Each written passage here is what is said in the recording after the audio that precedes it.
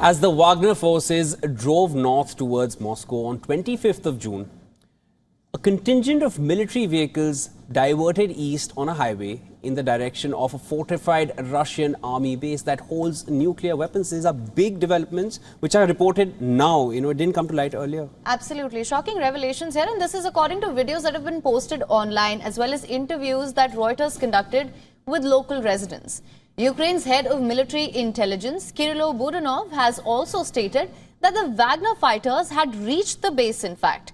He said that they reached the nuclear base and that their intention was to acquire Soviet-era nuclear devices, and this was done in order to raise the stakes in their mutiny. By the way, you touched upon a very interesting topic. Do you know what exact kind of nuclear weapons are in Voronezh 45? Apart from regular nuclear charges, there used to be and there still are what in Soviet Unions are called backpacks.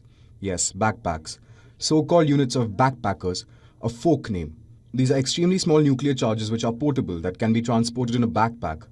This was one of the key storage for these backpacks. That's one of the reasons why they went there.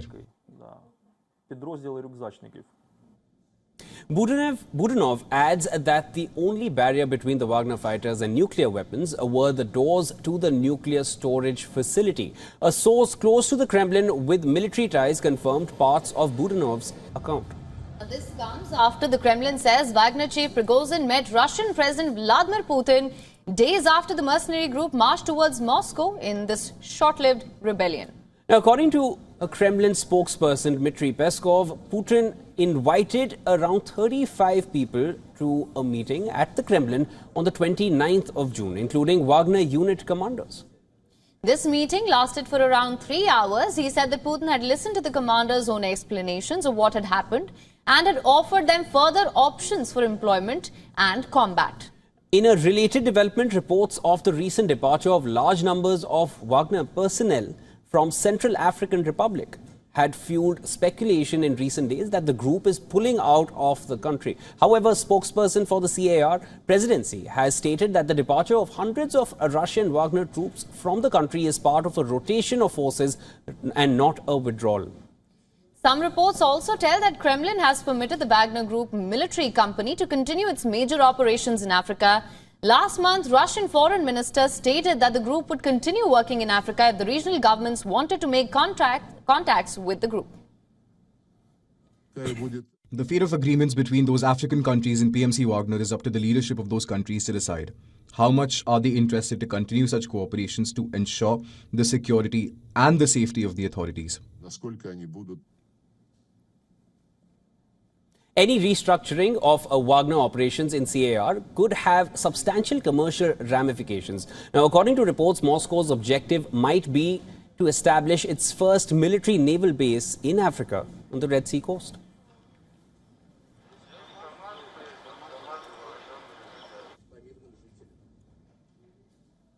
Now for more on this, we have with us Peter Kuznick, Professor of History and the Director of Nuclear Studies Institute at the American University, joining us live from Washington, D.C. Professor, thank you so much for joining us on the broadcast. Glad to be with you. Now, sir, seems that Wagner Group reached much further than was initially anticipated and reported. They had nuclear ambitions to gain leverage. It's a big reveal, actually. How do you see Russia and Wagner's relationship now? Well, if those reports are true, and we have to remember that we do not have confirmation. Reuters, which broke the story, was able to follow them to within a certain distance from the nuclear facility. And then we don't know what happened. Our main source on this is the head of Ukraine's military intelligence, which is not the most trustworthy source. But if they did actually get to that Voronezh 45 facility and did try to get access to those nuclear weapons, that would be very, very troubling. But there is a lot of protection there. They were not, from what we know, able to break into the areas where the nuclear weapons were held.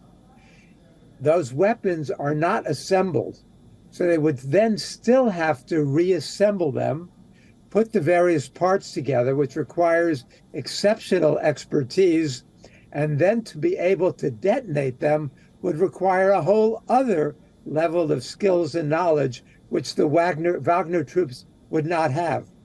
But it is still alarming.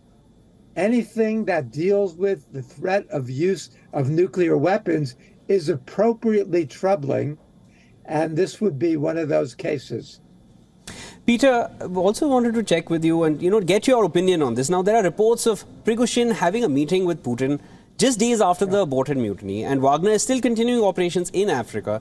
Is Russia dependent on Wagner for its extrajudicial workings? And is Wagner and Russia, have they divorced in any form or way, or are they still very much together? It's a complex relationship. Speak to us about that. We know that Putin, following up on Shoigu, the defense minister, insisted as early as June 10th that Wagner had to sign up with the Russian military by the end of the month. But Prigozhin did not like that arrangement, and that's part of what triggered Prigozhin's rebellion. He never blamed Putin directly. He targeted Gerasimov, he targeted Shoigu and the Russian Defense Ministry, but he did not blame Putin directly. However, that seems to be what triggered the uprising. But we don't know what's happened since then. We don't know where those Wagner troops are.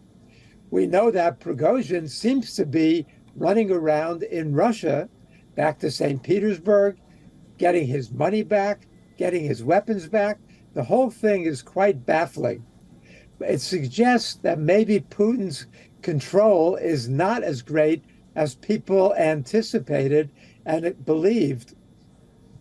We don't really know. This is really a big mystery that we do not know, and it's going to take some time to figure this all out. Different sources are reporting different things.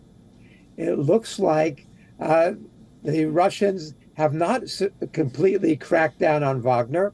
It looks like the people who led that uprising were able to meet with Putin 5 days afterwards, as well as other officials inside Russia, and that there is no evidence yet that any of them have been punished.